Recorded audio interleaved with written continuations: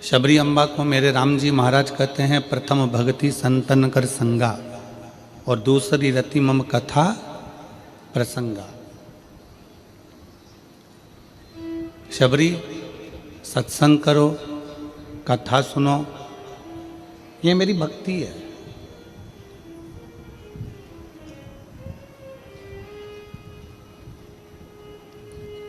यहां बैठकर आप कौन सी भक्ति कर रहे हो?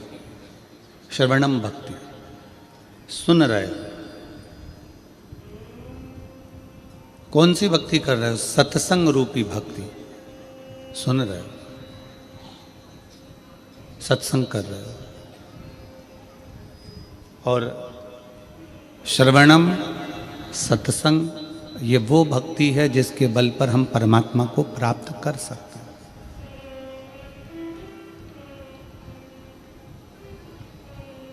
हम भगवान को पा सकते हैं। रुक्मणी जी जब भगवान कृष्ण को सत्संग रूपी भक्ति से, श्रवणम रूपी भक्ति से प्राप्त कर सकती है, तो क्या हम नहीं कर सकते?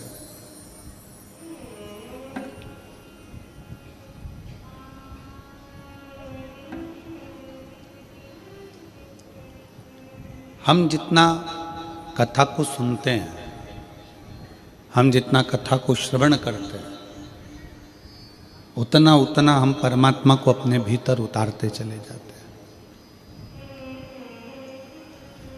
उतना उतना हम भगवान को अपने अंदर उतारते चले जाते हैं।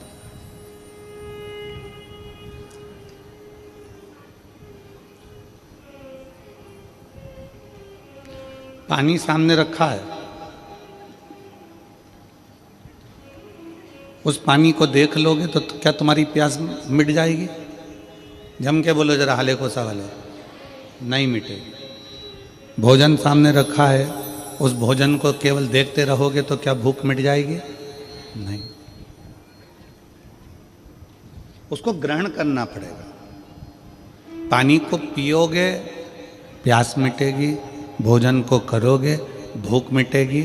उसी तरह भजन करोगे, सत्संग करोगे, कथा सुनोगे, तो हमारे भीतर का अहंकार मिट जाएगा, काम मिट जाएगा, लोभ मिट जाएगा, आसक्ति मिट जाएगी, तृष्णा मिट जाएगी और शिव हमें मिल जाएगा। तृप्ति कब मिलेगी? जब ये सब समाप्त होगा।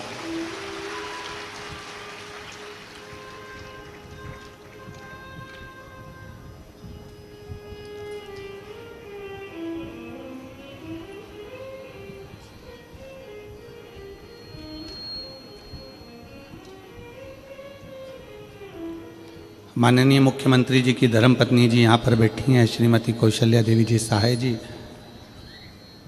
वो उनका आज का नियम नहीं है डायरी में श्री शिवाय नमस्तुभ्यम लिखना।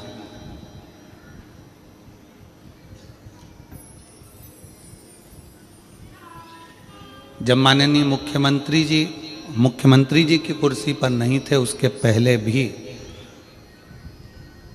श्रीमती कौशल्या देवी जी सहाय जी ये लेखन लिखती रही हैं, श्री शिवाय नमस्तुभ्यम, श्री शिवाय नमस्तुभ्यम। हमने एक बार इनसे पूछा,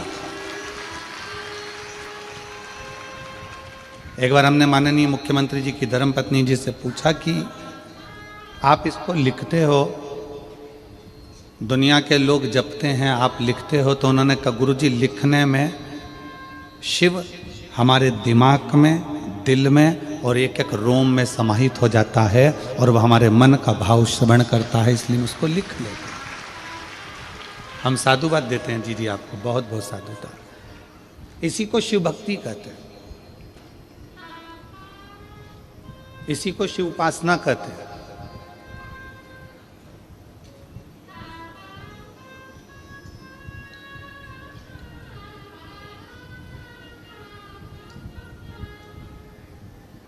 कई लोग ऐसे भी हैं इस छत्तीसगढ़ की धरा पर जो अपने शरीर पर राम राम राम राम राम राम राम लिख लेते, राम में इतने डूब गए।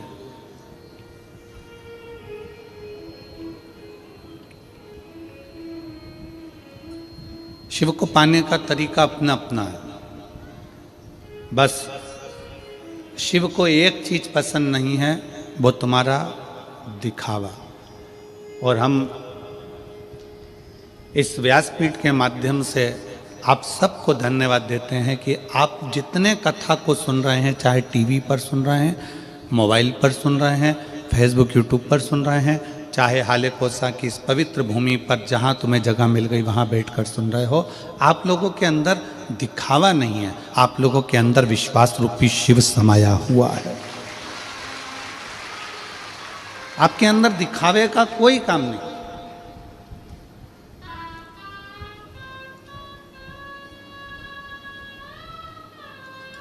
बाकी की जितनी कथा होती है ना, उसमें बैठने के लिए लोगों को गादी लगाना पड़ती है, चादर लगाना पड़ती है, आसन लगाना पड़ता है, कालीन बिछाना पड़ता है, कुर्सियाँ देना पड़ती है, सोफे देना पड़ते हैं, पूरी व्यवस्था करना पड़ती है। पर भारत की ये पहली कथा होती है शिव महापुराण की कथा, जो इतने सालों से लोग टीवी पर भी सुन रहे हैं, अपने अपने क्षेत्र में भी सुन रहे हैं, कि लोग अपने घर से बिछाने का साथ लाते हैं, ओढ़ने का साथ लाते हैं, पानी की बोतल साथ लाते हैं, खाने का साथ लाते हैं, और अपनी मस्ती में जहाँ जगह मिल जाए, रोड पे मिले तो रोड पे, चौराहे पर मिले तो चौराहे पर, पुल पे मिले तो पुल पे, जहाँ उनको जगह मिलती है वहाँ बैठकर अपना आसन लगाकर कथा का रसतत्व ग्रहण कर लेते हैं। इसमें दिखावा नहीं है, इसमें भक्ति है।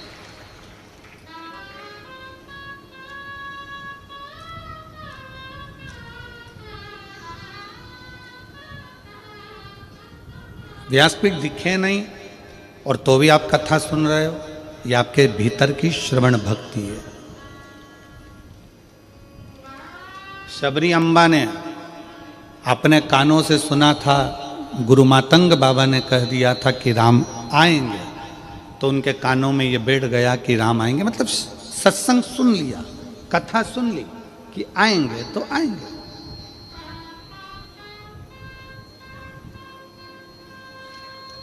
माँ कर्माबाई ने अपने गुरु के मुख से सुन लिया था कि भगवान को प्रेम से अगर भोजन कराया जाए तो भगवान सब कुछ पा लेते हैं। कर्माबाई ने वो नज़ारा भी देख लिया। मीराबाई ने अपने गुरु रविदास जी से सुन लिया था कि भगवान तो घट घट में बैठा है, जहर को भी अमृत कर देता है, तो मीराबाई ने वो भी देख लिया। मीराबाई ने वो भी देख लिया।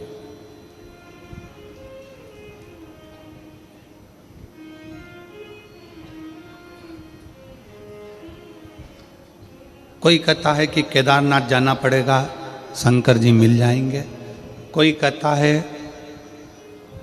सीहोर जाना पड़ेगा, शंकर जी मिल जाएंगे। कोई कहे उज्जैन जाना पड़ेगा, शंकर जी मिल जाएंगे। कोई कहे काशी जाना पड़ेगा, शंकर जी मिल जाएंगे। कोई कहे त्र्यंबकेश्वर जाना पड़ेगा, शंकर जी मिल जाएंगे। कोई कहे नर्मदा के घाट जाना पड़ेगा, शंकर जी मिल जाएंगे।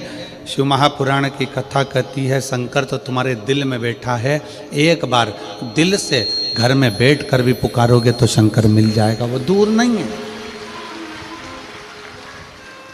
उसमें दूरी है ही नहीं। आप शिव को जहां बैठकर पुकारोगे शिव तुम्हारे पास में।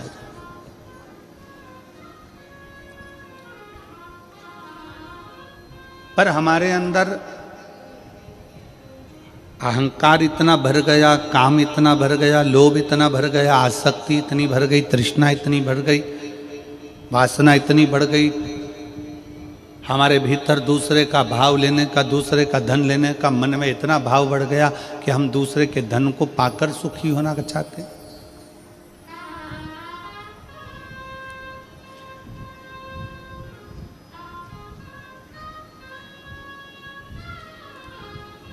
चोर कितने होते हैं?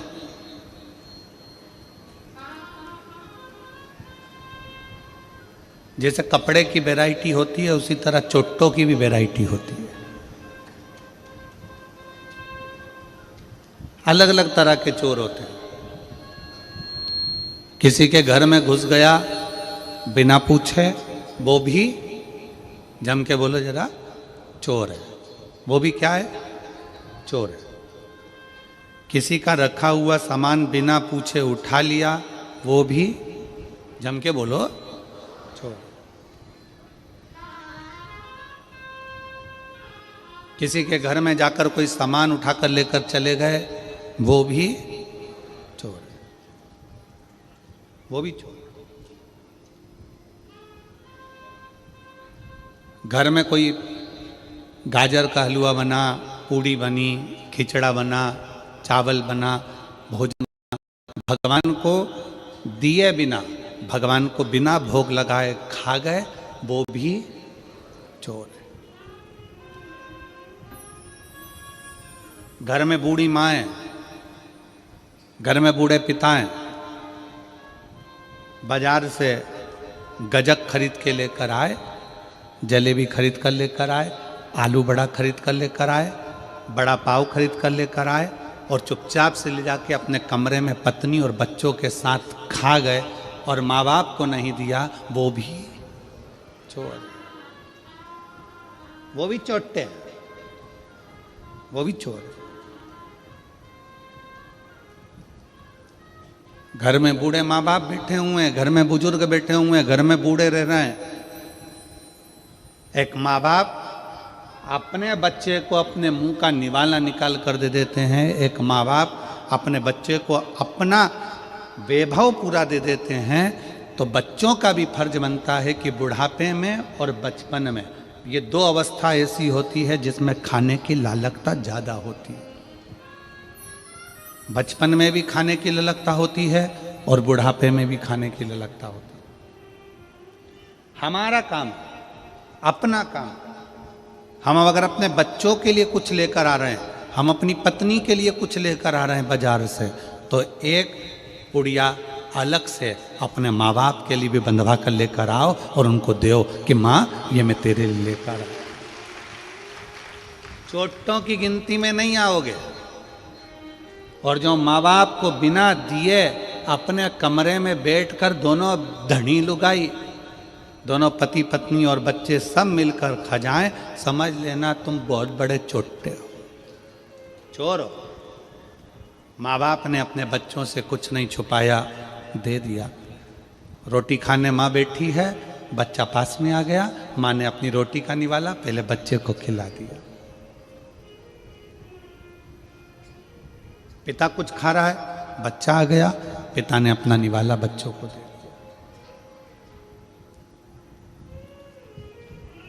अब हमारा फर्ज है, अब हमको चाहिए कि हमारे माँ बाप बूढ़े हो गए हैं, हमारे माँ बाप बुजुर्ग हो गए हैं, तो उनको भी बुढ़ापे में कुछ ना कुछ खाने की ललकता बनेगी। उनके भी हृदय में भाव आता है कि मैं कुछ खाऊं। शरीर से बनता नहीं है तो बहुओं से कह सकते नहीं है। अपना फर्ज है कि जब बाजार से अपनी पत्नी के लिए कुछ खरीद कर ला रहे हो, बाजार से अपने बच्चों के लिए कुछ खरीद कर लेकर आ रहे हो, तो अपने बूढ़े माँ बाप के लिए भी अलग से थोड़ा सा पैक करा कर लेकर आओ और उनको बंद एक पुड़िया बनाकर एक अलग से लेकर आकर उनको कहो, माँ ये मैं तेरे लिए गजक लेकर आया हूँ, माँ मैं तेरे लिए गाजर का हलवा लेकर आया हूँ, माँ मैं तेरे लिए ये लेकर आया हूँ। बुजुर्ग खाता कम है, अपने बेटे का स्वभाव देखकर, बहू का स्वभाव देखकर आशीर्वाद देता ज्यादा है, आशीर्वाद ज्यादा देता है।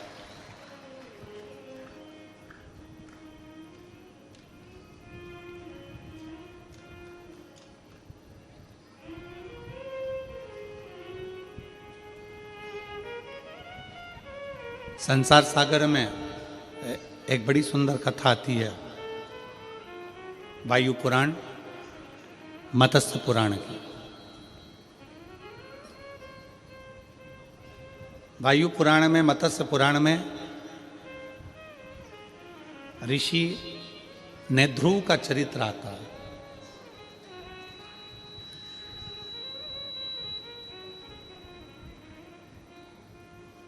ऋषि नेध्रुव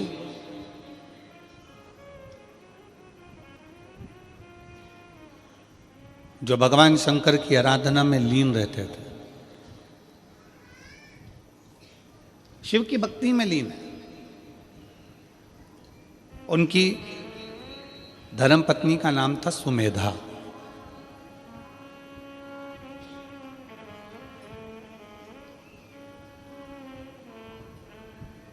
सुमेधा का एक काम था,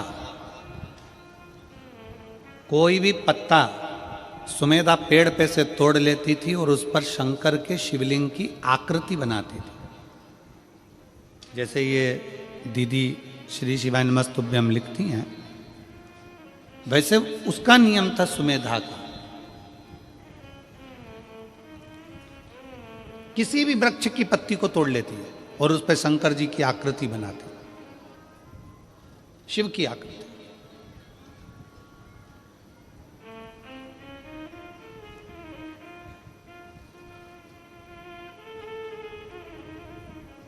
उसने पत्तियां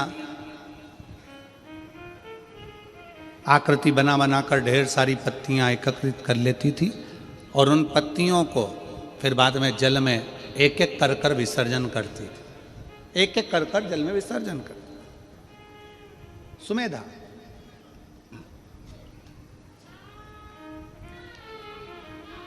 नेद्रु ऋषि की धर्म पत्नी सुमेधा कोई भी पत्ती मिल जाती उस पर चंदन से, अबीर से, गुलाल से, जो उसके पास में होता उससे उस पर वो शिवलिंग बना लेती।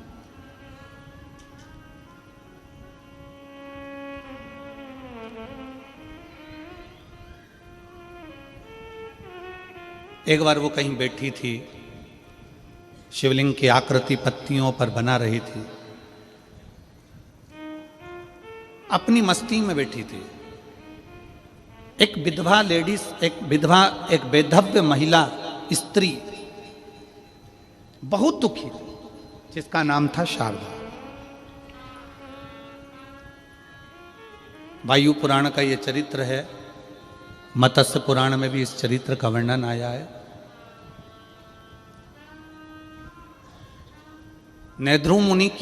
नेद्रु ऋषि की धर्मपत्नी सुमेधा पत्ते के ऊपर शिवलिंग की आकृति बनाती है। शिवलिंग की आकृति।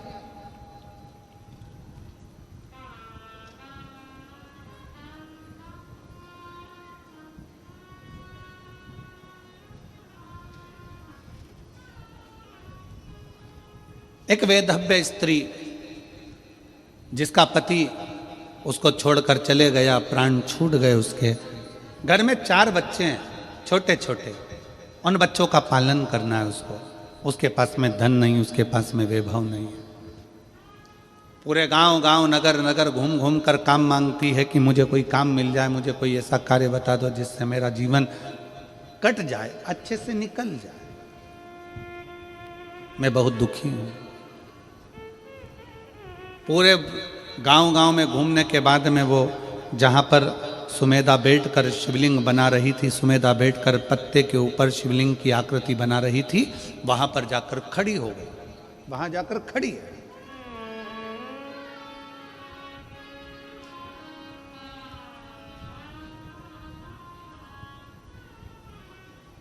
एक दिन हो गया, 2 दिन हो गया, 3 दिन हो गया, 4 दिन हो गया, 5 दिन हो गए। रोज आ जाती शारदा, रोज खड़ी हो जाती। केवल खड़ी हुई शिवलिंग की आकृति बना रही है सुमेधा और उसको देख रही है।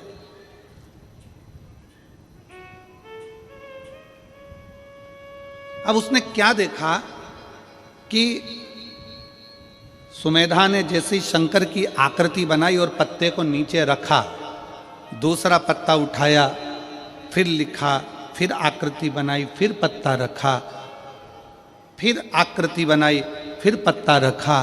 इतने में शारदा ने क्या देखा कि एक इल्ली उस पत्ते के पास में गई। एक इल्ली, छोटी सी इल्ली उस पत्ते के पास में गई।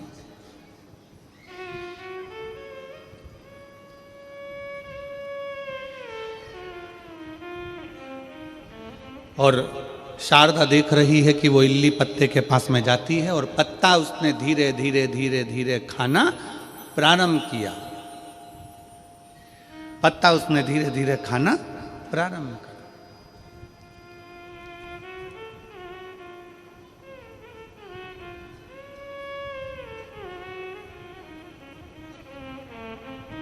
कुछ देर तक शारदा देखती रही।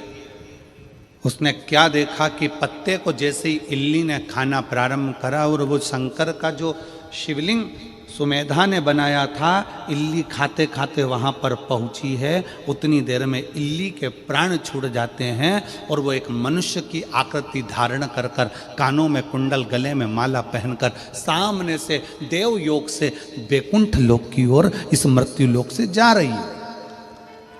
एक इल्ली,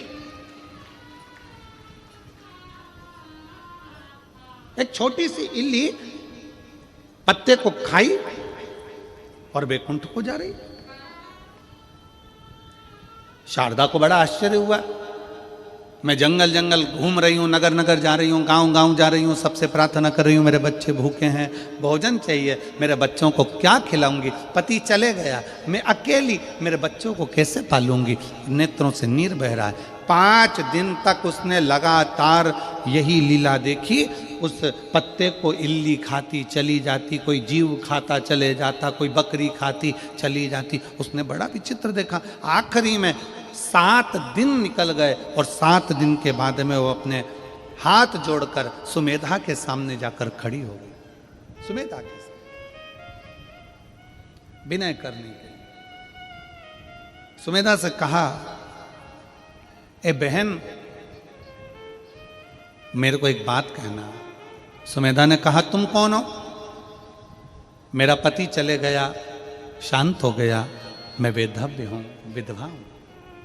मेरा नाम शारदा है, मेरे 4 बच्चे हैं, भूखे हैं, भोजन नहीं मिलता, जगह जगह जाकर काम करती हूं, कुछ उठा लाती तो अपने बच्चों को खिला दे। बहुत दयनीय स्थिति है मेरी। मैंने देखा है आप पत्ते पर कुछ बनाती हो। सुमेधा मुस्कुराकर कहती है, मैं शिवलिंग बनाती हूं। शिवलिंग? हां। इससे क्या होगा? तो कहा, मेरे पति ने, ध्रुव ने मुझे बताया था कि अगर शंकर का शिवलिंग किसी जगह अंकित किया जाता है तो वह अंकित का किया गया शिवलिंग भी हमें तेज बल और तप प्रदान करता। आप लोगों ने कभी देखा है कि एक राम नाम लेखन की बैंक भी होती है? आप लोगों को मालूम है? ऐसी किताब मिलती है, उसमें राम राम राम राम राम राम राम राम लिखते हैं लोग। नमः शिवाय लिखते हैं लोग, ओम नमः शिवाय लिखते हैं लोग, श्री शिवाय नमस्तुभ्यम श्री शिवाय नमस्तुभ्यम लिखते हैं। कौन कौन ने देखी? जरा हाथ उठाओ। देखिए आप लोगों ने, ऐसी किताब मिलती है, पर्चा मिलता है, उसमें आपको लेखन करना पड़ता है। उसका फल क्या है?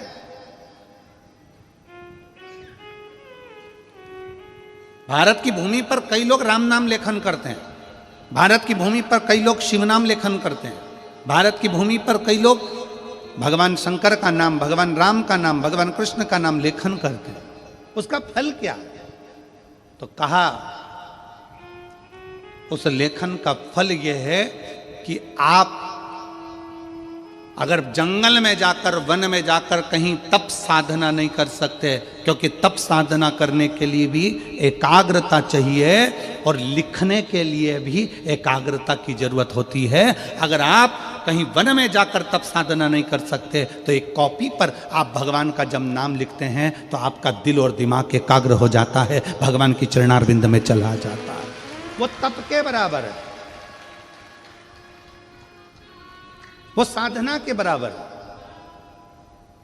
भारत की भूमि पर जितने लोग राम नाम लिखते हैं, लेखन करते हैं, कृष्ण नाम लिखते हैं, लेखन करते हैं, शिव नाम लिखते हैं, लेखन करते हैं, नमः शिवाय लिखते हैं, लेखन करते हैं, शंकर का मंत्र लिखते हैं, लेखन करते हैं, उन सब के चरणों को नमन करता हूं। क्योंकि आप भले वन में जाकर तप नहीं कर सकते, साधना नहीं कर सकते, पर लेखन करने में चित्त मन एकाग्र हो जाता है। फिर भगवान उसको तप साधना में गिन लेते हैं, क्योंकि इसने अपने मन को कंट्रोल कर लिया, अपनी इंद्रियों को कंट्रोल कर लिया। साधना करिए इसने।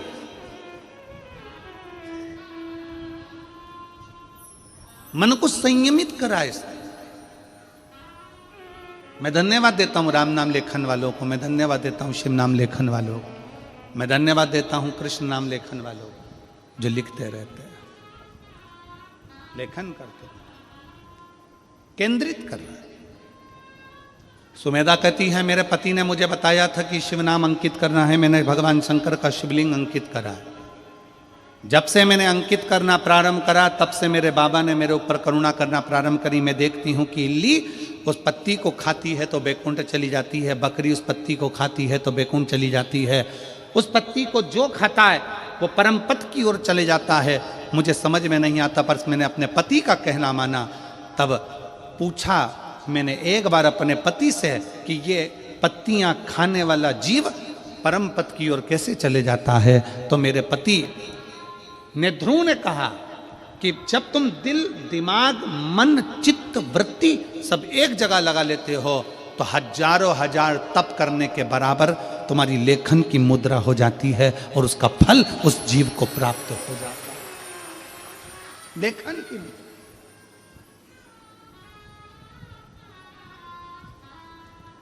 उसका फल प्राप्त हो जाता है। शारदा ने कहा मैं बड़ी दुखी हूं, मैं क्या करूं? सुमेधा ने कहा कि मैं नहीं बता सकती, पर मेरे पति ने ध्रुव के पास तुम जाओ, उससे विनय करो, वो तुम्हें जरूर मार्ग बताएगा। उसने मुझे मार्ग बताया है तो तुम्हें भी बताएगा। जाओ तुम जाकर बात करो। शारदा भगवान का नाम जपती जपती ने ध्रुव के पास पहुंच गई। ने ध्रुव बैठे तब साधना में थे। उन्होंने तुरंत पूछा, मां तुम कैसे आई? दीदी, जीजी, बेटी तुम कैसे आई?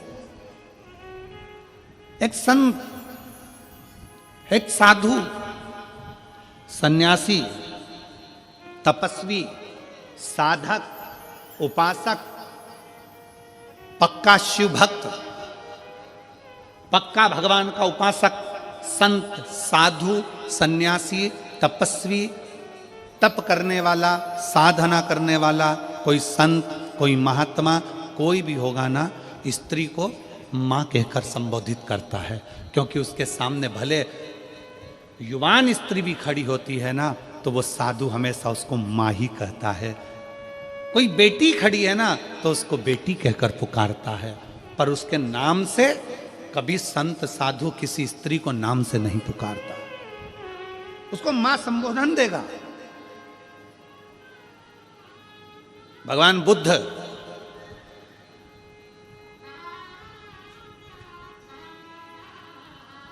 बुद्ध जब अपने परिकरों ने कह दिया क्या आप भिक्षा आपके दरवाजे से भी मांग सकते हो? गौतम बुद्ध अपनी धर्म पत्नी के दरवाजे पर पहुंच गए। दरवाजा पर जाकर अलख लगाई गौतम बुद्ध ने जब अलख लगाई, कहा मां भिक्षाम देहि, भिक्षाम देहि। गौतम बुद्ध जी की धर्म पत्नी निकलकर बाहर आ गई, अपने पति को देखती है और कहती है तुम मुझे मां कह रहे हो? तुम मुझे मां? आप मुझे मां का संबोधन दे रहे हो? गौतम बुद्ध ने कहा संसार की जितनी नारियां हैं, संसार की जितनी स्त्रियां हैं, एक साधु के लिए, एक तपस्वी के लिए मां के तुल्य है।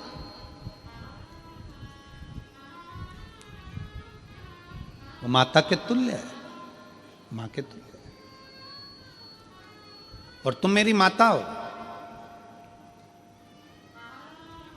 भारत की प्रत्येक बेटी, भारत की प्रत्येक स्त्री, भारत की प्रत्येक नारी अपने बेटे को भोजन कराए, चाहे अपने पति को भोजन कराए, चाहे अपने ससुर को भोजन कराए, चाहे अपने जेठ को भोजन कराए, चाहे अपने देवर को भोजन कराए, चाहे अपने नंदोई को भोजन कराए, चाहे अपने मामा को भोजन कराए, चाहे अपने फूफा को भोजन कराए।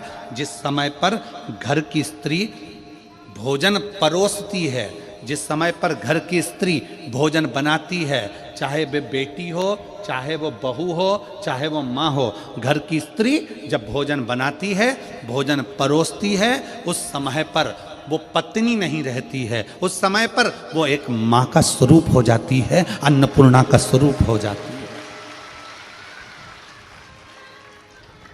इसका प्रमाण है हमारा काशी, इसका प्रमाण है हमारी काशी की भूमि, जहां पर भगवान शंकर को पूरे विश्व का भरण पोषण करना है, पूरे विश्व का पेट भरना है, तो वह अपनी धर्म पत्नी पार्वती से भिक्षा मांग कर कहते हैं, मां अन्नपूर्णा, हे मां अन्नपूर्णा, अन्न दीजिए। पार्वती जी आश्चर्य में पड़ गई, तुम मुझे मां कह रहे हो? शिव, मैं आपकी अर्धांगिनी हूं, आप आज्ञा करो ना। शंकर कहते हैं, मां अन्नपूर्णा भिक्षा दीजिए। अन्नपूर्णे सदा पूर्णे शंकर प्राण वल्लभे, हे मां कृपा करिए, आप हमको भिक्षा दीजिए। पार्वती जी कहती हैं, मैं तुम्हारी अर्धांगिनी हूं, मैं तुम्हारी पत्नी, और तुम मुझे मां कहकर संबोधित कर रहे हो? मां?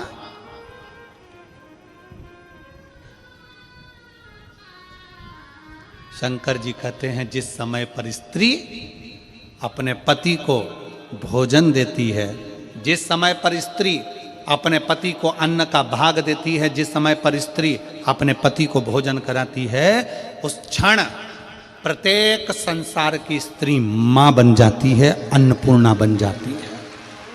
अन्नपूर्णा हो।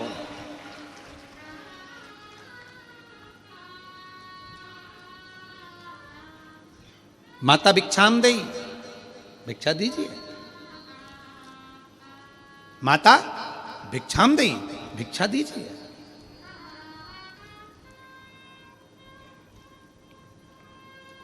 संसार में जितने संत हैं, जितने साधु हैं, जितने सन्यासी, जितने तपस्वी, जितने साधक, जितने उपासक, कभी नाम लेकर नहीं बोलेंगे। दीदी कर कर बोलेंगे, जीजी कर कर बोलेंगे, बेटी कर कर बोलेंगे, मां कर कर बोलेंगे। माता का संबोधन दे देंगे, अम्मा, मां का संबोधन, आई, संबोधन कर कर बोलेंगे। संत की श्रेष्ठता इसी में। संत की श्रेष्ठता सबसे ज्यादा इसी में है कि वो संबोधन जब दे तो एक नारी को माता का संबोधन दे। कितना सुंदर कहा है। एक बेटा अपनी मां के साथ रोज प्रवचन में जाता था, और प्रवचन में मां संत से कहती थी, बाबा मुझे आपको अकेले में मिलना है। संत अकेले में नहीं मिलता।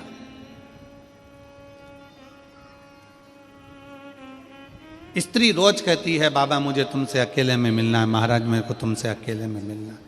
संत मना कर देते, हम नहीं मिले। एक दिन बेटे को गुस्सा आ गया और बेटे ने कह दिया, बाबा जी आप सबसे मिलते हो, मेरी माँ से क्यों नहीं मिलते?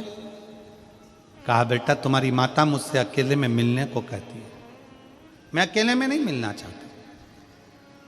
तो अकेले में मिलने में दिक्कत क्या है? संत ने कहा, एक काम करना, कल तुम अपनी माता का एक कपड़ा, जहां पर मेरे कपड़े सूख रहे हैं, उस कपड़े के पास में लाकर अपनी माता का एक कपड़ा डाल दें।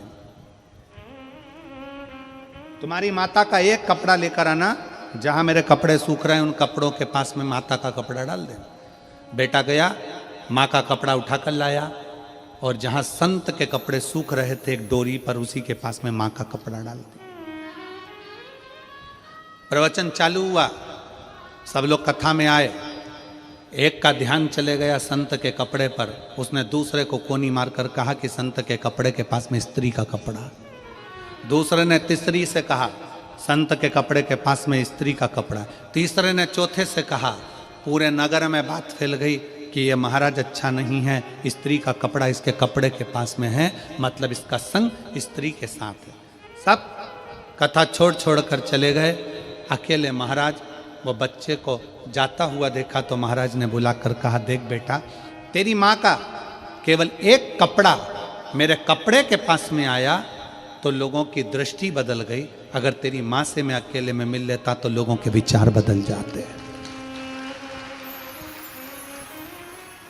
संत, साधु, सन्यासी, तपस्वी, साधक, उपासक, जितने बड़े बड़े तपस्वी होते हैं, ये स्त्री से दूरी बनाकर संबोधन देंगे तो माता का संबोधन देंगे। ए मेरी जीजी हो, ए मेरी बेटी हो, ए मेरी माता हो, मां का संबोधन।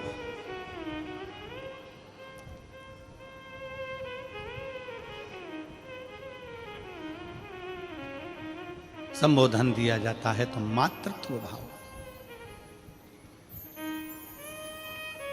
और देख लिया संसार हमने देख लिया, सब मतलब के यार हमने देख लिया।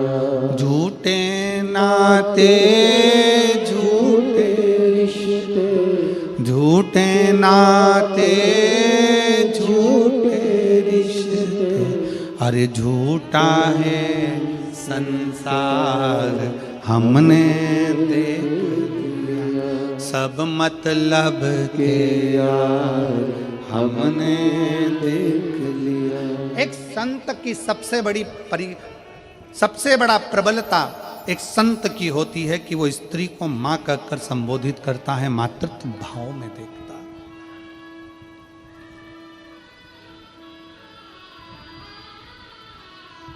एक संत की सबसे बड़ी प्रबलता होती है वो भोजन को बहुत अधिक मात्रा में नहीं पाता, त्याग की भावना होना चाहिए, त्याग की भावना। उपास करते हो आप लोग? कोई सा भी उपास करते हो? कभी महीने, 4 महीने, 6 महीने, 1 साल में कोई सा उपास रखते होगे? अरे हाथ तो हिलाओ जरा, सही है, रखते हो सब लोग? रखो जरा। खाते ही खाते हो कि भूखे भी रहते हो? जम के बोलो जरा। थोड़ा भूखे रहते हो। भजन दबाकर करो पर भोजन दबाकर मत करो। शास्त्र कहता है भजन दबाकर करो, भजन जितना कर सकते हो करो, पर भोजन दबाकर नहीं करो। जो दबा दबा कर खाता है वो एक दिन दवा खाने चला जाता है। दवा खाने जाता ही कौन है? जो ज्यादा दबा के खाता है। जो मिल जाए, इसने बिस्कुट दिया वो खा लो, टॉफी मिल गई वो खा लो, कोई खिचड़ी बांट दिया वो खा लो, चावल मिल गया वो खा लो, पूरन पोली मिल गई वो खा लो, रोटी मिल गई वो खा लो, पापड़ मिल गया वो खा लो, जो ला कर दे वो सब खा लो। खूब दबा दबा कर जो खाता है वो एक दिन दवा खाने चला जाता है। दवा खाने जाता ही कौन है? जो दवा दबा के खाता है। इसलिए खाने पर कंट्रोल होना चाहिए। थोड़ा सा बहुत ध्यान दे। भजन दबा कर करो, भजन जितना कर सकते हो करो, पर भोजन दबा कर मत करो। भोजन को थोड़ा सा दूरी बना कर। पर हमारे यहां तो बड़ी विचित्र बात है। कई लोग ऐसे भी हैं, चाय पीने बैठते हैं, अभी 5 मिनट पहले कोई के साथ बैठ कर पी थी और 5 मिनट बाद कोई दूसरा आ गया तो आन दो, फिर पी गए, फिर कोई आ गया, और काका जी कैसे हो, जा बेटा चाय बना ले। और मेहमान के लिए चाय आई और काका जी के लिए नहीं आई तो मुंह फूल गया। हमारी कहां? मौसा जी आ गए, मौसा जी किसी से मिलने के लिए, फिर कोई आ गया, फिर कोई आ गया, फिर पापा जी अभी तो आपने चाय पी थी, पिताजी अभी तो आपने चाय पी थी, फिर कोई आ गया, फिर चाय, फिर चाय, फिर चाय। आन दो, आन दो, आन दो। शाम के 7 बजे फिर पेट में एसिडिटी होन दो, होन दो, होन दो, होन दो।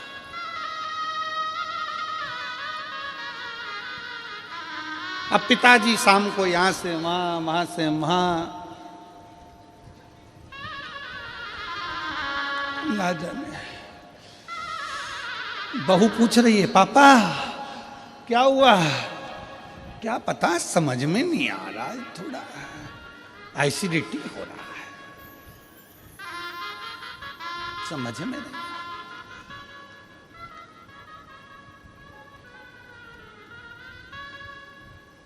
2 बजे रात तक अच्छे से सोया, 2 बजे के बाद फिर जाग गया।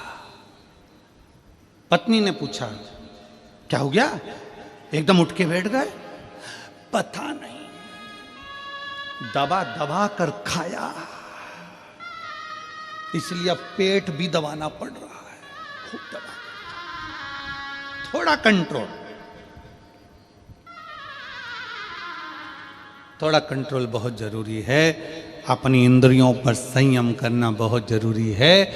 जब आप और हम अपनी इंद्रियों को संयमित करेंगे तो ये निश्चित है व्रत का फल मिलता जरूर है। जो उपास कर रहे हो उसका फल मिलेगा।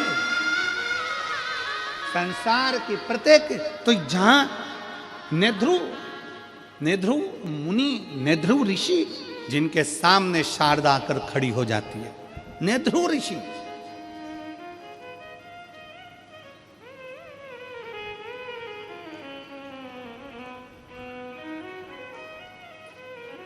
नेध्रु ऋषि के सामने शारदा आकर खड़ी हो गई और शारदा ने कहा, बाबा जी, गुरुवर, मैं बहुत दुखी हूँ, मेरे जीवन में ये संकट आ गया, मैं विधव्य हो गई, पति चले गया, बच्चे हैं, अब मैं करूं तो करूं क्या करूं? मैं भूखी हूं, मेरा परिवार, मेरे बच्चे भूखे हैं, उनको अन्न का भाग नहीं मिल पा रहा है, मैं क्या कर सकता? भोजन के लिए मैं सब दूर गई। तब नेध्रु ऋषि ने एक ही बात कही, तुमने कभी शंकर की आराधना करी है? तुमने कभी शिव की आराधना करी है? नेध्रु ऋषि ने पूछा, कभी तुमने शंकर की आराधना करी है?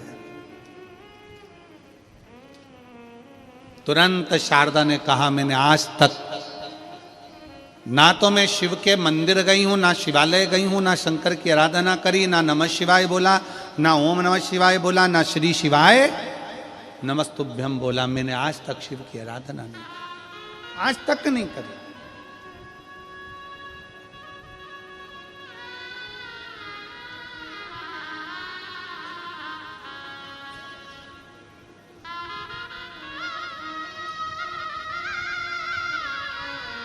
क्या तुम्हें किसी ने बताया नहीं?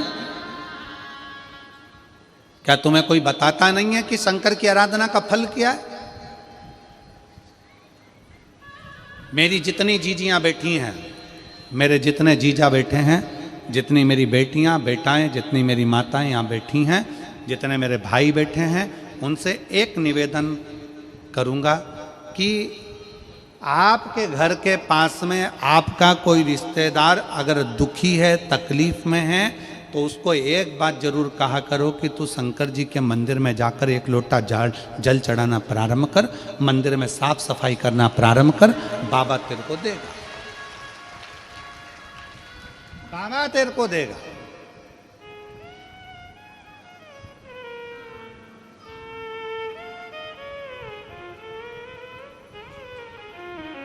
जाओ, घर के लोगों से कहो कि मंदिर जाएं। पर कई लोग ऐसे हैं जो पक्के में मूर्ख हैं, उनको कितना ही सिखा लो तो भी वो भगवान की शरणागति ग्रहण नहीं करते। और इनको अगर कोई फालतू का व्यक्ति मिल जाए और फालतू की बात कर देना तो ये बड़े सुखी होते हैं। फालतू की बात, अच्छी बात इनको नहीं सुहाती।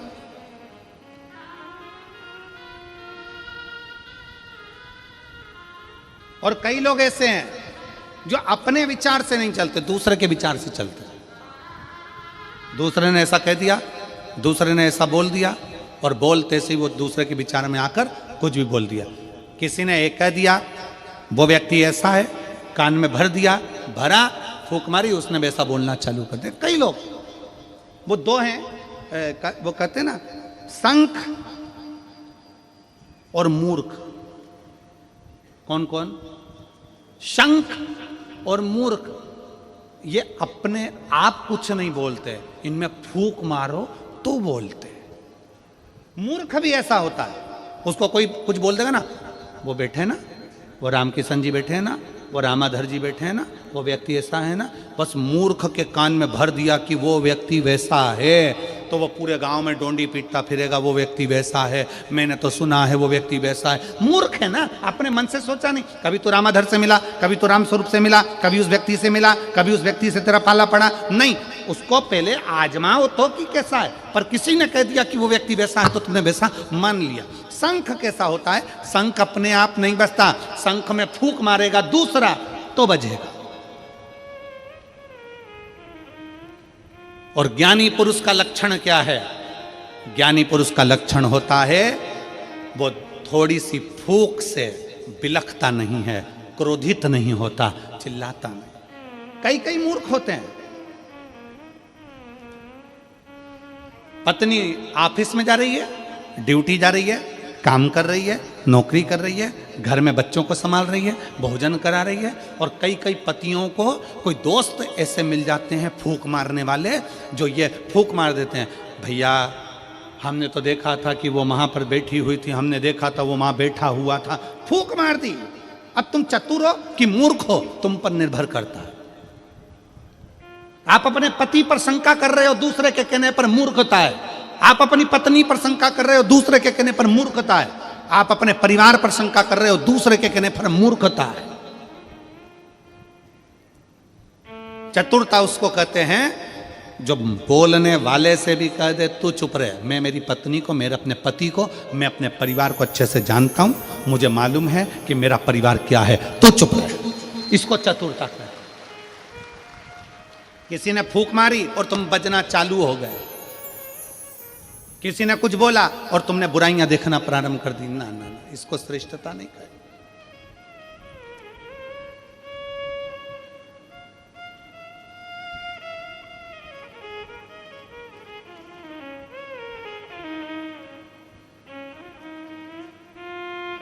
इसको श्रेष्ठता नहीं कही। पहले के जमाने में आज के जमाने में बहुत अंतर है। पहले के लोग कहते थे मैं तुम्हारे लिए जान दे दूं, जान बोलो तो सही। आज का जमाना ऐसा है कि अगर वक्त पड़े तो मैं तुम्हारी जान ले लूं, दूं तो नहीं।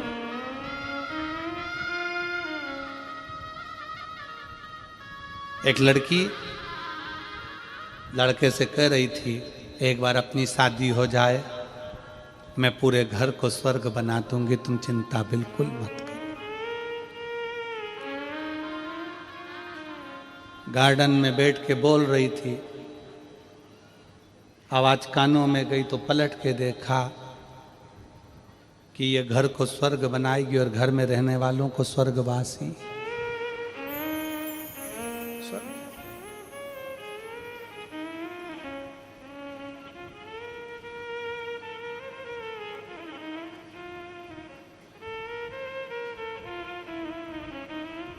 तुम्हारे घर में एक आध बड़ा फंक्शन हो ना, 25-50 मेहमान आए हो, बहुत सारे रिश्तेदार आए हो, और तुम्हारी कोई जिससे बहुत अच्छी पटती हो और वो तुमसे कह दे मैं तो तेरे लिए कुछ भी कर सकता हूं, मैं तेरे लिए कुछ भी कर सकती हूं, तुम बोलो तो बस एक बार, मैं तुम्हारे लिए सब कुछ कर सकती हूं, सब कुछ कर सकती हूं। जो तुमसे बोले ना मैं सब कुछ कर सकती हूँ, उसको फोन लगा के बोल दो बर्तन पड़े हैं मांज देगी, पड़े हैं बहुत सारे, सब कुछ कर सकते, मैं तो प्राण दे दूं ना।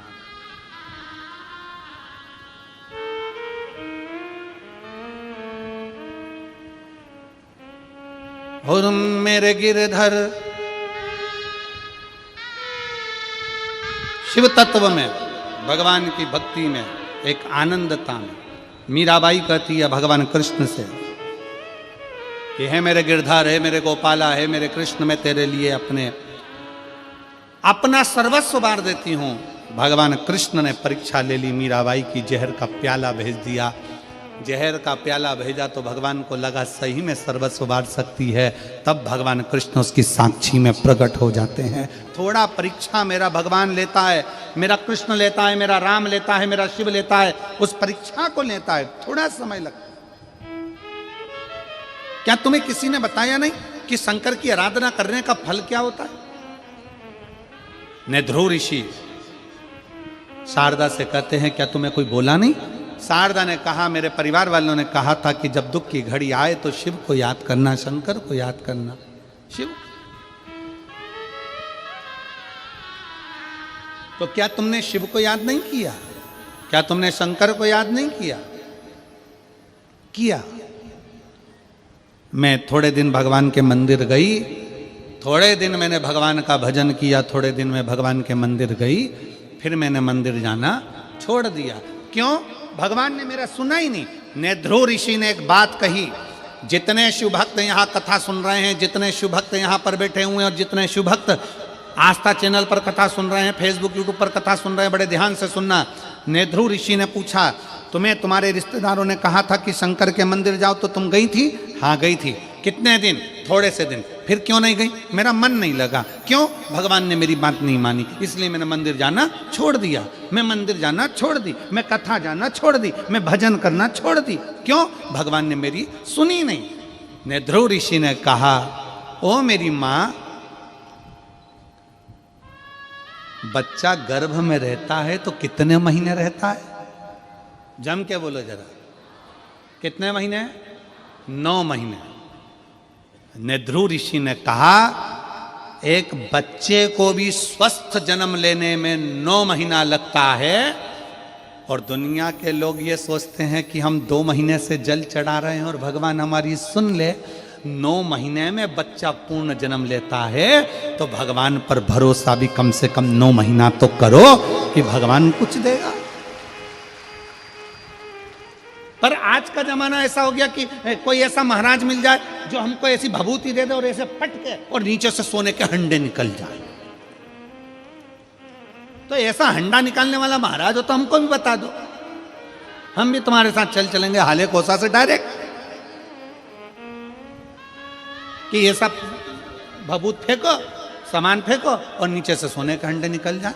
शिव महापुराण की कथा कहती है, शंकर भगवान का चरित्र कहता है, अपनी मेहनत, अपनी लगन, अपना कर्म, अपना परिश्रम व्यक्ति को आगे लेकर जाता है, ऐसे फेंकने से हंडा नहीं निकल जाता।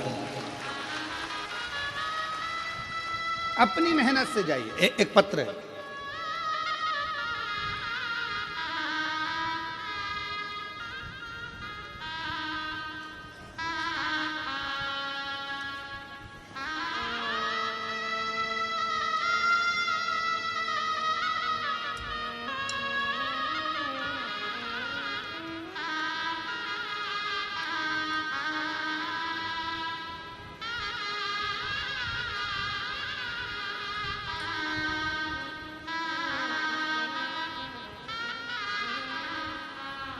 मेरा नाम युगेश्वरी साहू है, मेरे पति का नाम कैलाश साहू है। मैं ग्राम मारगांव, डोंगर गांव, जिला राजनांदगांव, छत्तीसगढ़ की रहने वासी हूँ। कहीं बैठी हो तो हाथ हिला सकती हूँ। आ जाइए, एक बेलपत्र ले जाना, आ जाइए। मेरी शादी 2003 में हुई, तब मैं अपने गांव शिव मंदिर जाती थी। मंदिर सुना पड़ा रहता था गुरुदेव। आज मैं आपको धन्यवाद देती हूं कि सारे सुने मंदिरों में आज भीड़ लगी है। ये शिव की कृपा है, शंकर की उदारता। गुरुदेव, 2018 में मेरे शरीर में गांठ हो गई। तब मैंने सुना था कि पंडाल में बैठकर कथा का रसतत्व ग्रहण किया जाए तो बाबा सब हल निकालता है। हमने पहली कथा हाले कोसा की पुराण कथा पंडाल में सुनी, और 2018 से जो गठान थी वो गल नहीं रही थी। डॉक्टर ऑपरेशन का बोल रहे थे। बाबा की कृपा से शिव पर जल चढ़ाकर जल पीना प्रारंभ करा। आज मैं बाबा को धन्यवाद देने के लिए इस हाले कोसा की भूमि पर आई हूँ, क्योंकि इसी भूमि पर मैं पहली बार कथा सुनकर गई थी। बाबा की कृपा से मेरी गठान पूरी गल चुकी है। मैं बाबा को यहाँ धन्यवाद देने के लिए आई। शिव तत्व है। एक पत्र और है,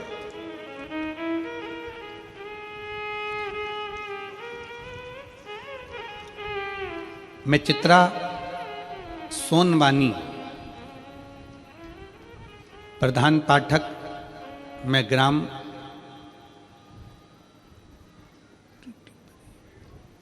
जरा पढ़ के सुनाओ रे। उर ईड बरी, उरईडी बरी, उरईड बरी। अरे तुम समझ गए ना, जाना बहुत। पोस्ट नावा गांव, डोंगरगढ़, जिला राजनांदगांव, छत्तीसगढ़ की निवासी हूँ। कहीं बैठी हैं आप ही हैं? श्री शिवाय नमः। आ जाओ, एक बेलपत्र ले जाना, आ जाओ। गुरुजी, पहली बार जब कथा सुनी थी, एक साइकिल लेने की भी औकात नहीं थी गुरुदेव, एक साइकिल लेने की भी औकात नहीं थी। हम एक साइकिल ले पाए ये भी नहीं जान सकते थे, पर आज एक साइकिल लेने की औकात नहीं थी। आज भोले बाबा की कृपा ऐसी है, इसी हाले कोसा में पहली बार कथा सुनी थी और इसी हाले कोसा में कह रही हूं, शंकर भगवान ने 4 व्हीलर गाड़ी घर पर खड़ी कर दी। ये शिव उपासना, ये शंकर की उपासना।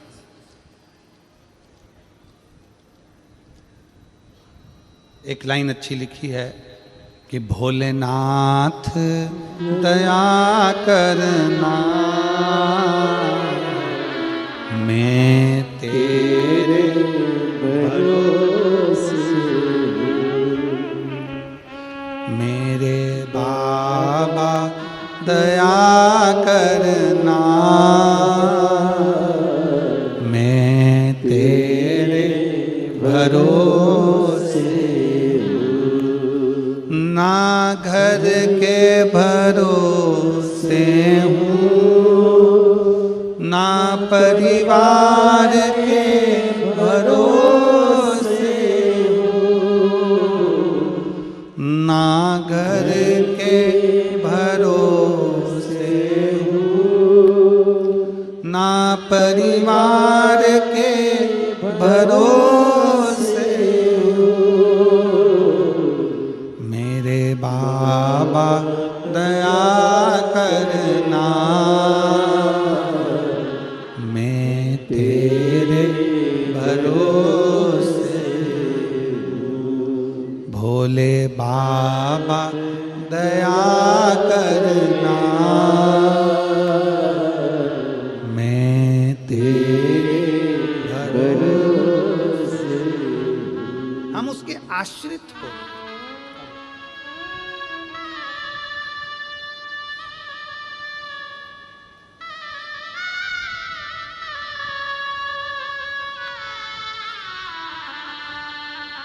चित्रा शिव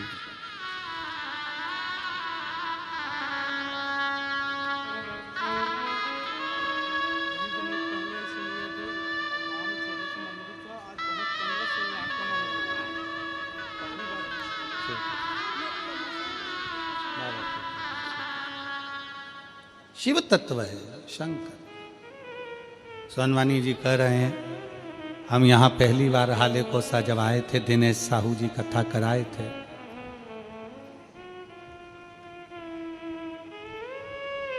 दिनेश साहू के पूरे परिवार को हम बहुत बहुत साधुवाद देते हैं। साहू जी, आपके पूरे परिवार को साधुवाद है, बहुत बहुत धन्यवाद। ना जाने कितनों के चेहरे पर ये शिव महापुराण की कथा प्रसन्नता देती है, उसका पूरा फल आपके परिवार को प्राप्त होता है। ये शिव तत्व, ये शिव ओ घड़ी शंकर। वो कह रहे हैं, हमने पहली बार कथा इसी हाले कोसा में सुनी थी और बाबा से प्रार्थना करी थी। हमने ये जानकर सुना था कि लोग कहते हैं कि पंडाल में बैठकर कथा सुनने का फल मिलता है।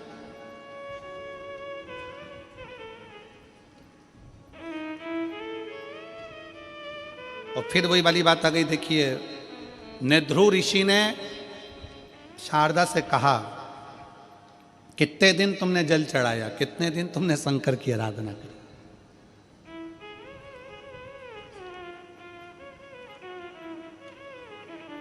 कितने दिन?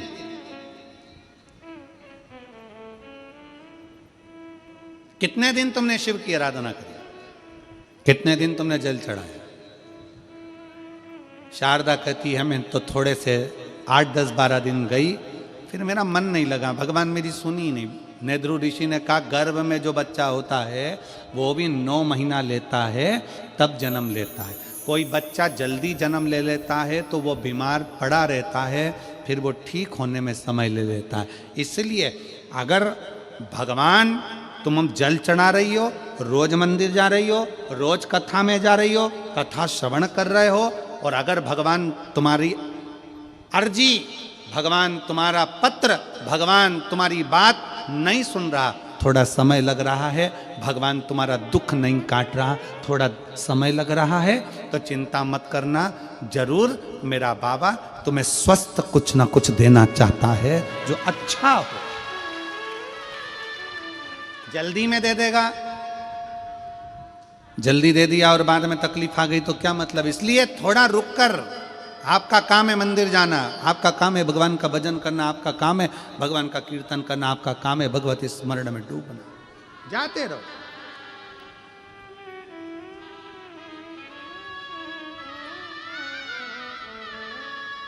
हमें क्या चिंता करना। जब शंकर का हाथ मस्तक पर है, शिव का हाथ जब अपने मस्तक पर है, तो चिंता किस बात की। क्यों?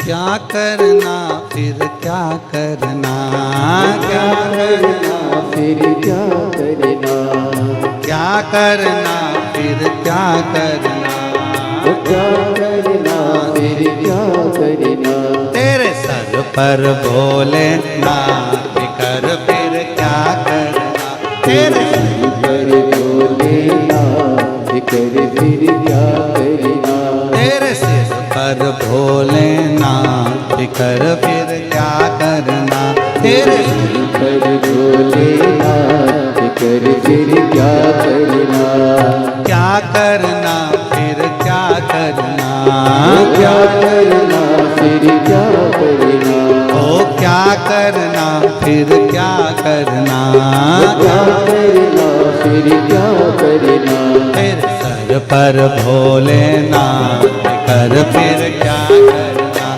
तेरे सिर पर भोले नाथ कर फिर क्या करना, तेरे सिर पर भोले नाथ कर फिर क्या करना, तेरे सिर पर भोले नाथ कर फिर क्या करना। बड़े भाव से दोनों हाथों से ताली से बजाते हुए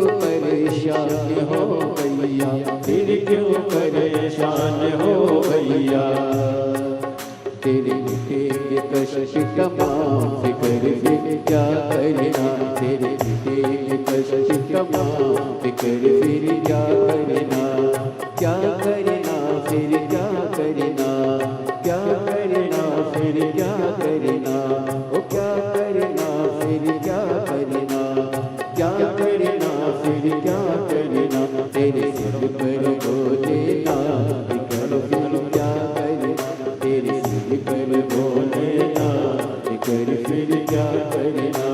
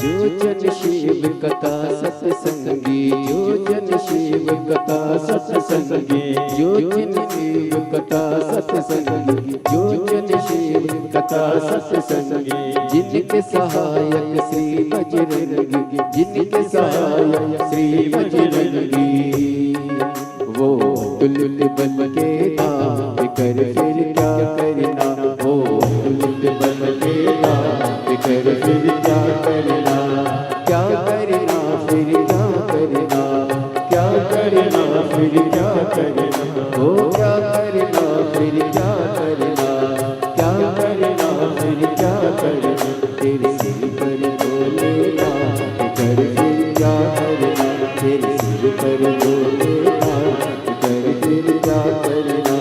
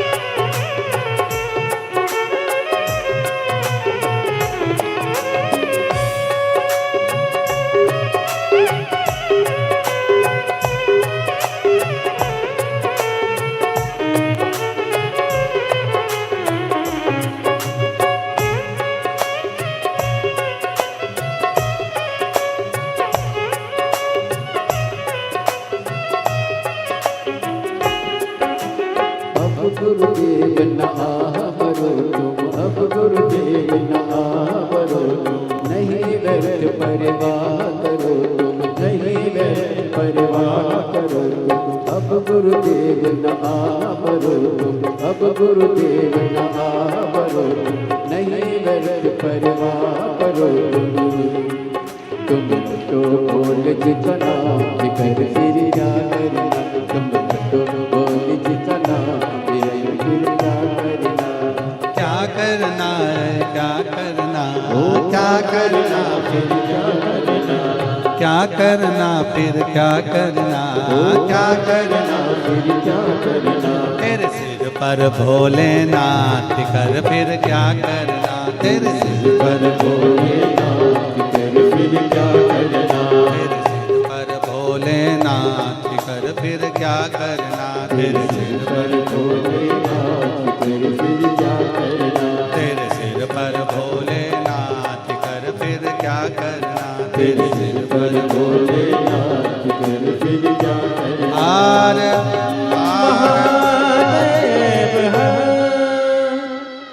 अपने स्थान पर बैठकर भगवान शिव जी से अपने मन के भाव कहिए, दिल से प्रार्थना करिए, दिल से विनय करिए, निवेदन करो, भगवान शंकर से अपने मन के भाव को व्यक्त करो। जहाँ जगह मिले वहाँ बैठकर दिल से बाबा से प्रार्थना करिए, दिल से विनय करिए, निवेदन करिए।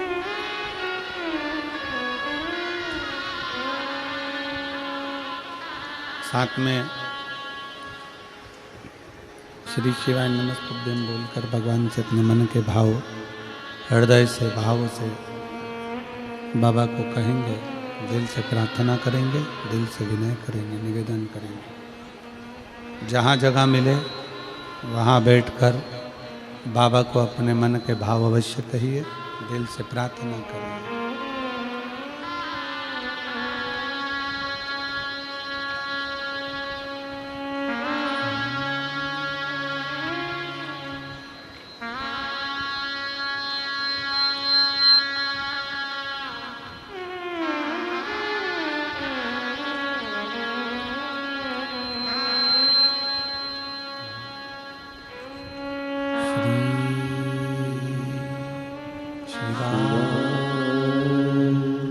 नमस्तु श्री शिवाय नमस्तु श्री शिवाय नमस्तु श्री शिवाय नमस्तु श्री शिवाय नमस्तु। भोला सब दुख काटो, ओ भोला सब दुख काटो। शिव शंकर जप तेरी माला, बोले बाबा जप तेरी माला। भोला सब दुख काटो, ओ भोला सब दुख काटो।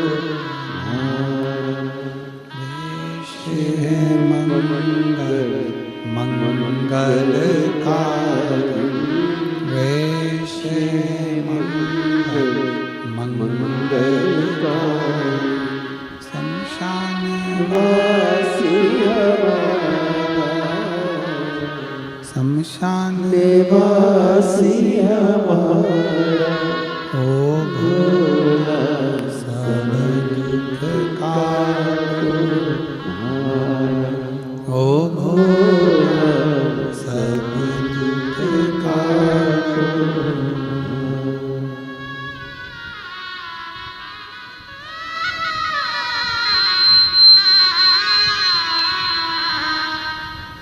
भगवान देवदेव महादेव शिव गर्धानी त्रिकालदर्शी कैलाशी विनाशी शंकर शिव की कथा कर रही है, भगवान शंकर का चरित्र कर रहा है।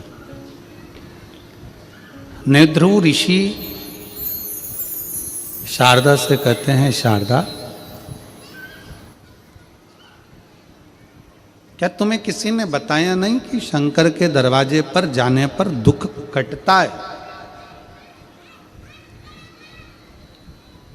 दुख समाप्त होता है। शारदा कहती है कि मुझे बताया तो था, पर मैं गई भी पर थोड़े दिन।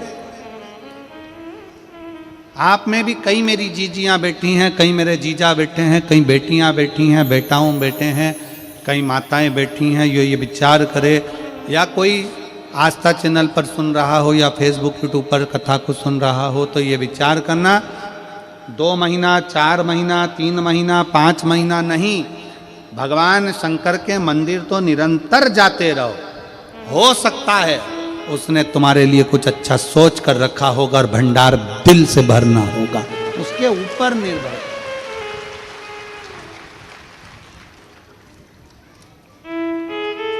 हो सकता है उसने कुछ सोचा हो, उसने कुछ विचार करा हो सकता है कि उसने कुछ विचार कर रखा हो तुम्हारे लिए, कुछ अच्छा सोच कर रखा हो तुम्हारे लिए,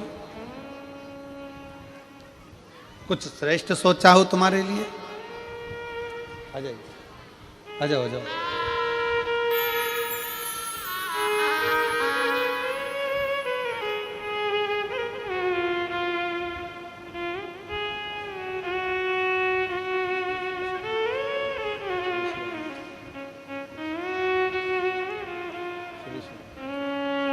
शिव बस शिव तत्व की प्राप्ति का केंद्र बिंदु है शंकर की उपासना। हाले कोसा की इस पवित्र कथा में आप अपने हृदय में, अपने चित्त में ये बात बिठा कर रखो कि हम शंकर के मंदिर जाते रहें, शिवालय जाते रहें, शिव की उपासना करते रहें। एक ना एक दिन मेरा बाबा हाथ पकड़कर तुम्हें पार लगाएगा जरूर, अपनी मंजिल तक पहुंचाएगा जरूर। एक पत्र है,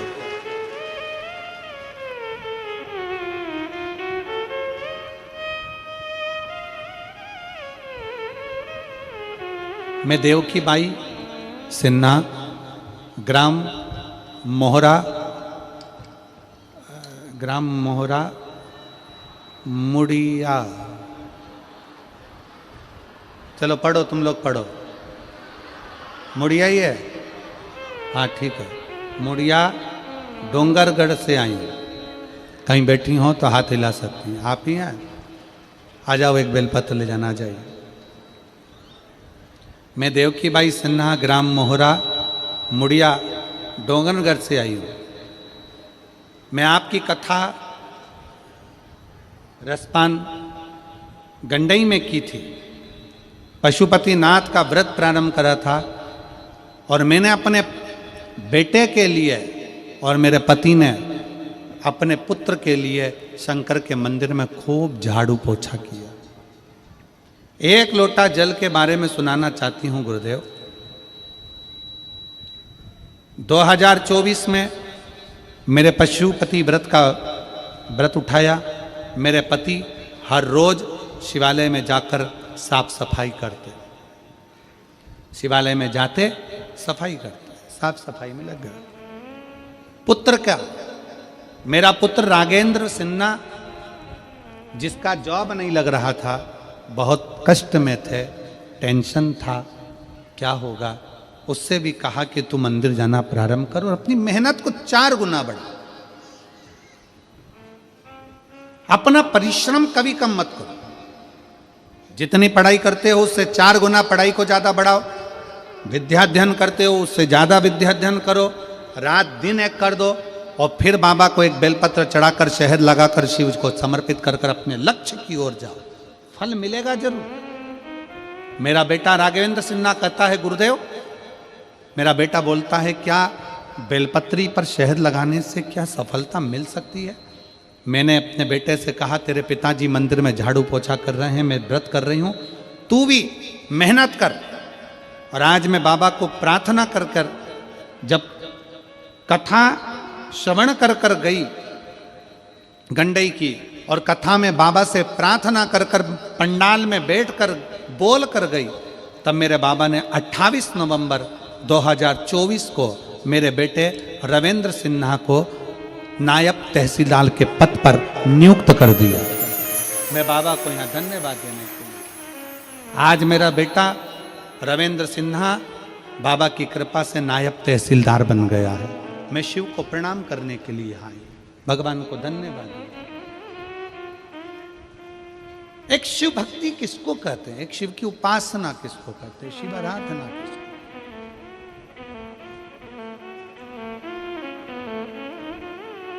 यहां पर एक भाई ऐसे बैठे हैं जिनको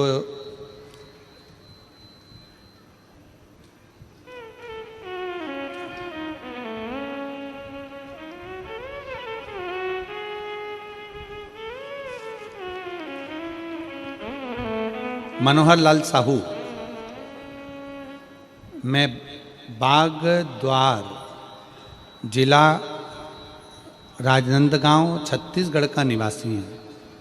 कहीं बैठे हों तो हाथ हिला सकते हैं, आप ही हैं। श्री शिवाय नमस्तुभ्यं। आ जाओ, एक बेलपत्र ले जाना, आ जाइए।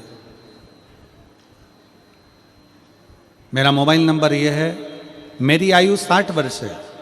मेरा धर्म पत्नी रामबती साहू 58 वर्ष की है। गुरुजी, मैं एक लोटे जल का क्या वर्णन करूं गुरुदेव। मेरे को सोरायसिस की बीमारी 2017 से लग गई। बीमारी ने ऐसा घेरा कि चमड़ी गलने लगी, जलकर चमड़ी घिरने लगी और उस चमड़ी में से गंध आने लगी। 9 डॉक्टरों को इलाज करवाया, पर सब डॉक्टरों का एक ही कहना था कि यह बीमारी कभी नहीं जाती है, ये रहती ही है। मैंने टीवी पर अचानक चालू करी, आस्था चैनल पर कथा सुन रहा। आपकी कथा, पहली कथा हाले कोसा में सुनी। बाबा से विनय करा, मंदिर जाना प्रारंभ करा, शिव जी पर जल चढ़ाना, पोछा लगाना। रायपुर गुड़ियारी में गया, भिलाई में गया, कोरिया में गया, ऐसे आपकी कथा सुनता रहा। मैं भी पक्का ढीठ हो गया। मैंने भी सोच लिया बाबा जब तक नहीं सुनेगा तब तक कथा नहीं छोड़ूंगा। डॉक्टर ने कह दिया ये बीमारी ठीक नहीं हो सकती, शरीर पे से चमड़ी निकलती रहती, अब करूं तो करूं क्या। सीहोर चले गया, बाबा का कावड़ भरी, विनय करी, और बाबा की कृपा से 17 अगस्त 2024 को बाबा के धाम से कावड़ भर कर आया। मुझे क्या मालूम था कि सीहोर की कावड़ का जल साधारण नहीं होता। कावड़ चढ़ा कर आया और कुछ ही दिन के बाद में बाबा ने मेरी सुन ली। मेरे शरीर का रोग धीरे धीरे समाप्त होने लगा। डॉक्टर भी आश्चर्य में हैं कि ये सोरायसिस की बीमारी तो कभी जाती नहीं है, पर ये कैसे ठीक हो सकती है। आज मेरा पूरा शरीर ठीक हो चला। 80% मेरे शरीर से रोग समाप्त हो गया और बाबा को मैं 20 किलोमीटर पैदल चलकर यहाँ बाबा को प्रणाम करने के लिए आया। 20 किलोमीटर पैदल चलकर आया। एक पत्र में एक बहन ने लिखा है,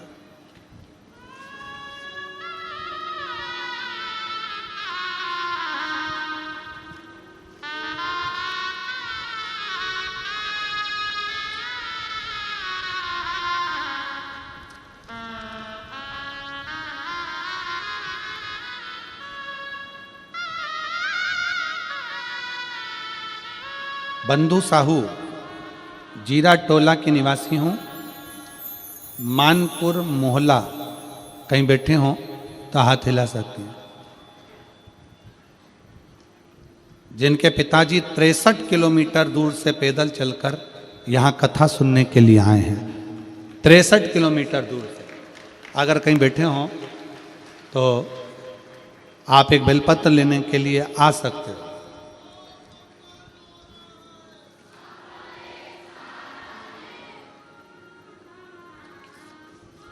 शिव तत्व आ जाइए। शिव औघड़ी है, शंकर औघड़ी।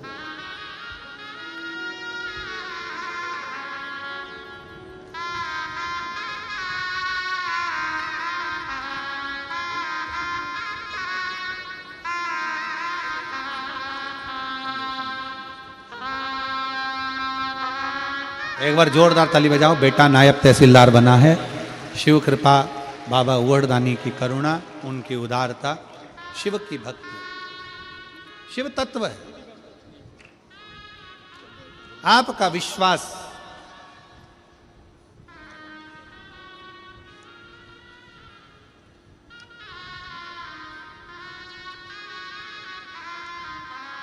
आपका भरोसा, आपकी दृढ़ता शिव तत्व की ओर जाए।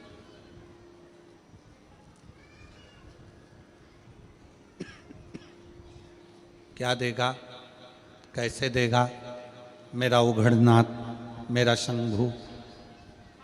नेध्रु ऋषि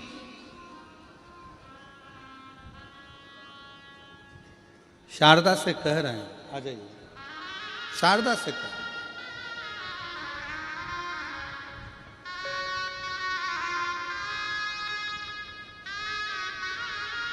नेध्रु ऋषि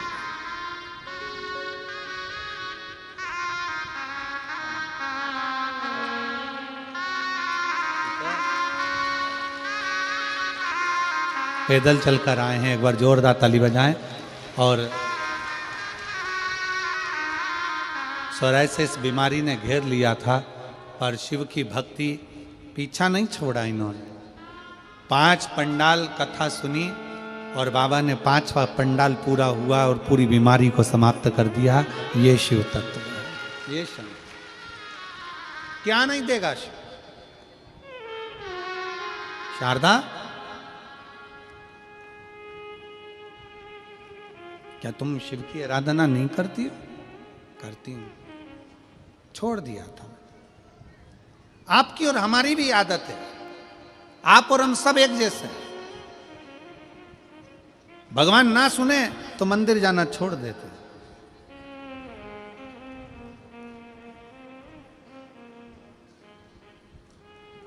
भगवान ना सुने तो हम देवालय शिवालय जाना छोड़ देते, पर ना, जाते रहो।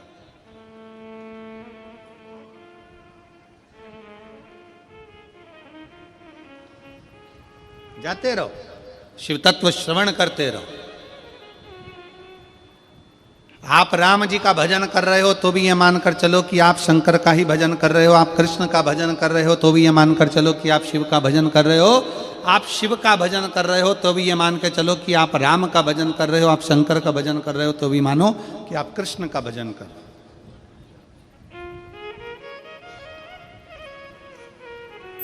अब ये कथा हमारे चिरंजीवी श्री शिवम जी मिश्रा जी की 7 जनवरी से 13 जनवरी तक भतीजे की कथा। स्थान है देऊलगांव राजा, जिला बुल्ढाना। बुल्ढाना क्षेत्र में देऊलगांव राजा एक ग्रामीण खेड़ा है, क्षेत्र है, जहाँ पर श्रावणी लांस में 1 बजे से 4 बजे तक हरिहर शिव श्रीमद् भागवत कथा का वहाँ पर आयोजन है। 1 बजे से 4 बजे तक मैं देऊलगांव राजा के सभी श्रोता भाई बहनों से निवेदन करूँगा कि वहाँ पहुँचकर श्रावणी लांस में, जो कि जालना चीखली बाईपास रोड पर है, उस पर कथा अवश्य श्रवण करें, जो कि 7 जनवरी से 13 जनवरी तक चालू हो रही है। शिव तत्व को क्यों ना सुने? राम ही कृष्ण, राम ही शिव है, कृष्ण ही शिव है, और शिव ही राम है, और शिव ही कृष्ण है। शिव ही कृष्ण।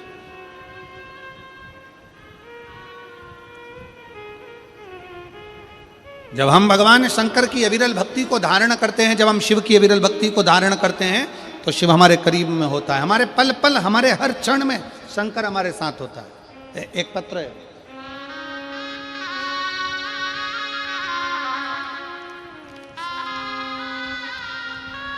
मैं राजकुमारी साहू, बिलासपुर, जिला बिलासपुर, छत्तीसगढ़ की निवासी हूँ। कहीं बैठी हो तो हाथ हिला सकती है। श्री शिवाय नमस्ते। आप ही हैं ऐसा? वापिस हाथ हिला दो एक बार।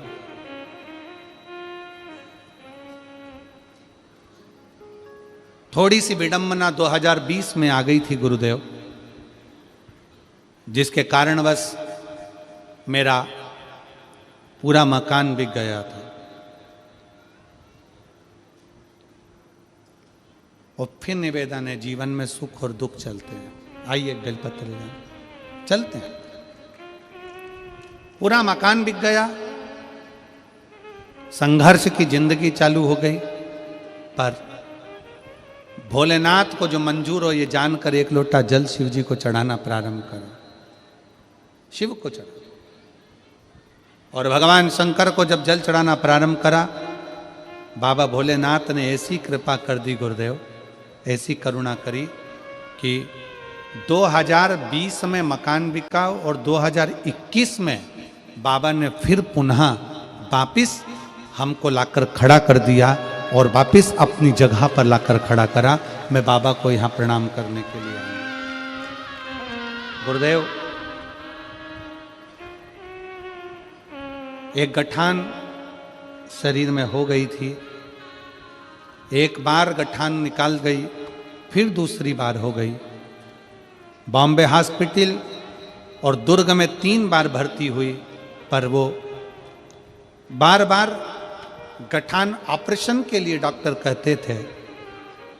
2024 में भगवान शंकर के धाम कुबेरेश्वर धाम गई, वहाँ का रुद्राक्ष लाई, उस रुद्राक्ष का जल पीना, कंकर शंकर की पूजन प्रारंभ करी। आज बाबा की कृपा से मेरी गठान पूरी गल चुकी है। मैं बाबा को यहाँ पर प्रणाम करने के लिए आई। साधु का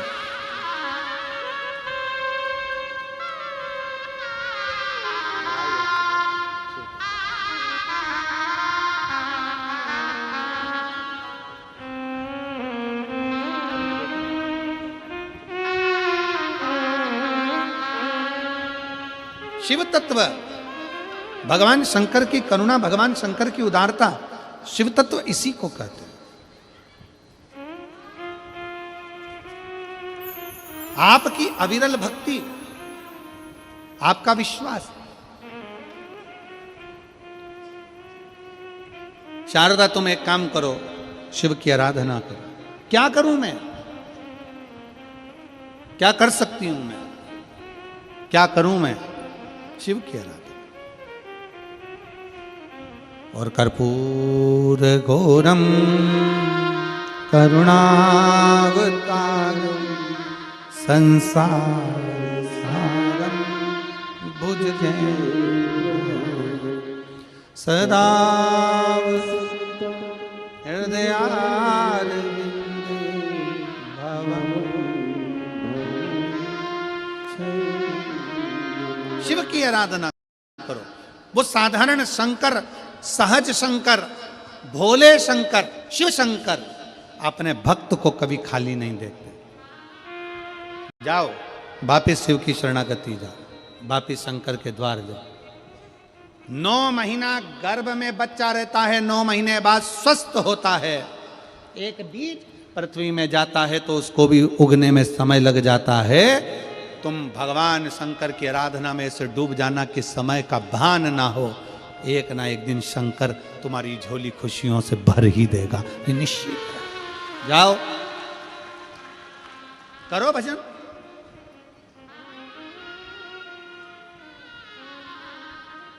एक पत्र है,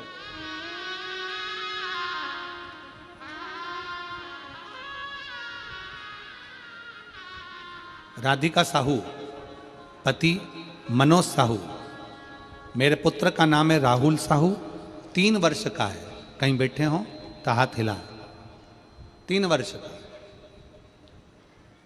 राधिका साहू, पति मनोज साहू। मेरा बेटा 3 वर्ष का है, राहुल साहू 3 साल का है। बच्चा आया है बेटा? कहाँ है बेटा? आया है? हाथ हिलाओ। आ जाओ, बच्चे को लेके आ जाओ, आ जाओ बेलपत्र ले। 3 वर्ष का। मेरे बेटे को जोर से सीने में दर्द हुआ, तब हम उसको राजनंदगांव हॉस्पिटल में ले गए। पत्र को आप लोग एलईडी पर पढ़ सकते हो।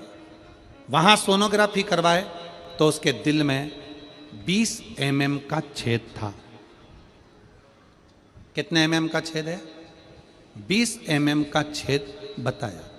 गुरुदेव फिर बोल दिए कि हम बच्चा नहीं पाएंगे, मतलब ये बच्चा हम नहीं पाएंगे, मतलब ये बच्चा रह नहीं सकता।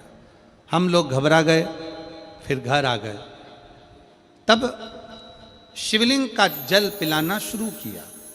फिर भिलाई में आपकी कथा हो रही थी। 7वें दिन कथा में गए और कथा पूरा सुना। उसके बाद वहाँ की मिट्टी मेरे बेटे के छाती में लगाई, बाबा से प्रार्थना करी, कार्यकर्ताओं से बोला एक बेलपत्री हमको लाकर दे दो। कार्यकर्ता ने एक बेलपत्र लाकर दी, बेटे को उसी पंडाल में खिलाई गुरुदेव। उसके बाद फिर भिलाई के डॉक्टर के पास गए तो फिर से सोनोग्राफी कराई तो रिपोर्ट नॉर्मल आई और छेद नहीं था। हम बाबा को यहाँ धन्यवाद देने के लिए आए हैं। ये शिव तत्व है। आज मेरा बेटा पूर्ण तरह से ठीक हो गया गुरुदेव। मेरे 3 साल के बेटे को लेकर मैं बाबा को प्रणाम करने के लिए आई और लुटा दिया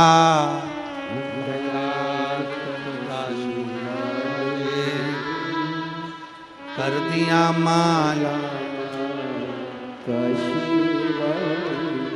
आप सबसे निवेदन है, जो जैसी भावना,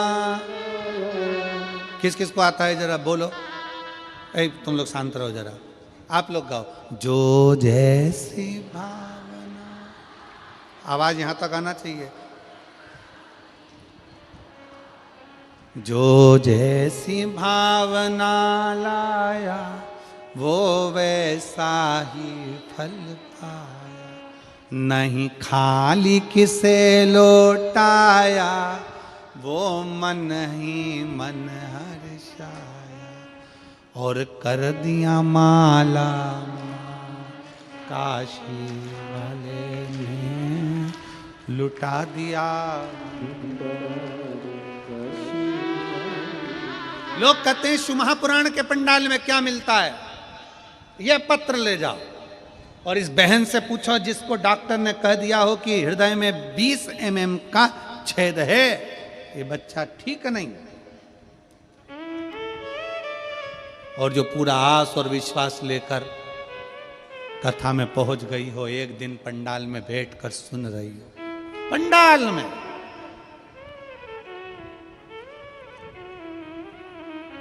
हम आपसे भी निवेदन करेंगे, कथा सुनने के लिए अगर आओ ना, तो जब तक कथा की आरती ना हो जाए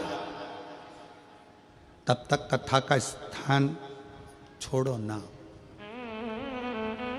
जैसे ही आरती हो प्रणाम करो, झोली पसार कर नमन करो, बाबा भंडार भर देना दातार, तेरे भरोसे पर आई हूँ, बहुत दुखी हूँ, बहुत कष्ट है, तू कृपा कर देना दाता। आरती होने के बाद भूमि को नमन करो, प्रणाम करो, वहाँ की रज को, मिट्टी को अपने मस्तक लगाकर उसको कहकर दिल से उससे प्रार्थना कर कर जाओ, दिल से।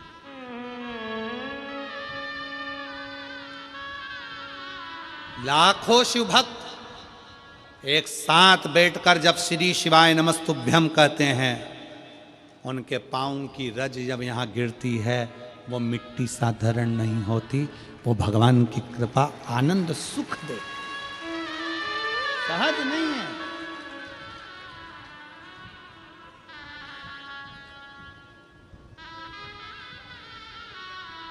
सोलह जनवरी से जो कथा सूरत गुजरात में होने जा रही है, मैं सूरत वालों से भी कहूंगा, दिल से कथा सुनना, दिल से। 1 बजे से 4 बजे तक सूरत की कथा 16 तारीख से होगी, उसको हृदय से श्रवण करना, सुनो, बाबा से विनय करो, विनती। जो जैसी भावना वो वैसा नहीं, खाली उसे लौटाया वो मन ही मन, और कर दिया माला माल काशी, लुटा दिया भंडार काशी। आप जिस कामना से आए हो, जिस भाव से आए, जिस विचार से आए, जिस सोच से आए, नेथ्रू ऋषि कह रहे हैं शारदा वापिस जा शंकर के शिवालय, वापिस शंकर के शिवालय जा। और ये मत सोचना कि 1 महीने जाना है, 2 महीने जाना, 3 महीने जाना, 4 महीने जाना, 6 महीने जाना, 8 महीने जाना। जाती रहे, शिव के दरवाजे जाते रहो। आपसे भी निवेदन है, ये मत सोचना कि शिव महापुराण की कथा में 1 बार, 2 बार, 3 बार, 5 बार, 7 बार, ना ना, जाते रहो। तेरे मंदिर में आना मेरा काम है और मेरी बिगड़ी बनाना तेरा काम है। मैं आते रहूं, उसकी चौखट पर जाते रहो।